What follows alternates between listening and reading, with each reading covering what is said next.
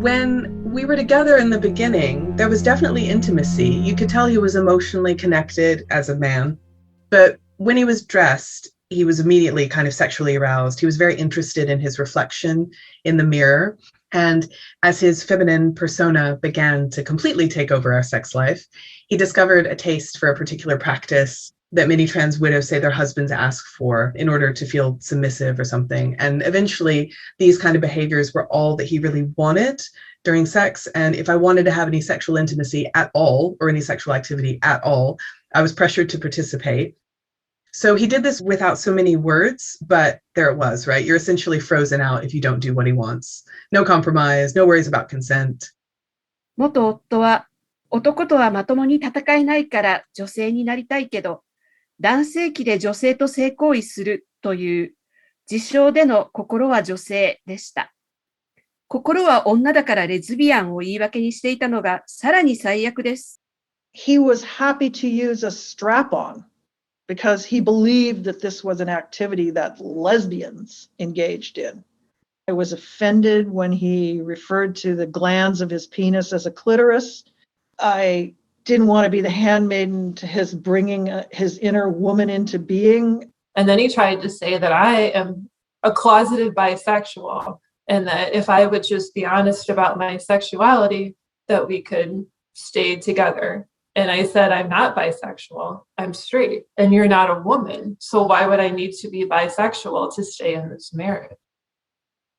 You have to understand, he's a 6'4" man. He's not feminine. He's wearing women's lingerie, which he would have to change several times in the course of a sex session, which is how I thought of them. I did not think of them as making love to my husband or lovemaking at all. I thought of them as these sort of sex sessions as if I were a prostitute. I had had surgeries during our marriage, and I never took the painkillers.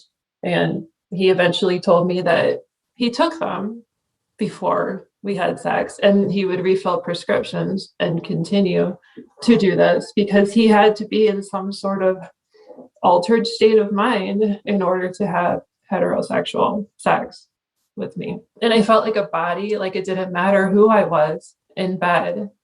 He wouldn't specifically say, I'm the woman now and you're the man, but it was heavily implied, and it to the point where I didn't feel like I had a choice. And he was like a different person to have sex with too. Like he was a stranger, and I would ask him to stop and he would not stop, or he'd want to do something that was painful to me, but he didn't seem to care.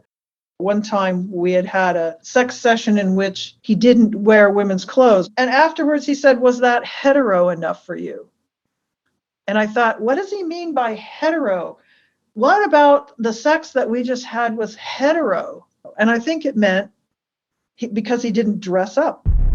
On the one hand, it's just clothes. Who gives a shit? But it's not just clothes, right? I would come downstairs in the morning and see him sitting on the couch, wearing the woman's lounge gown, drinking his coffee, reading the paper. And it felt to me like he was having a tete-a-tete with another woman, which was, of course, the way it had begun to feel in bed. It was like he'd brought another woman into the bed and said, I love her, you need to love her too.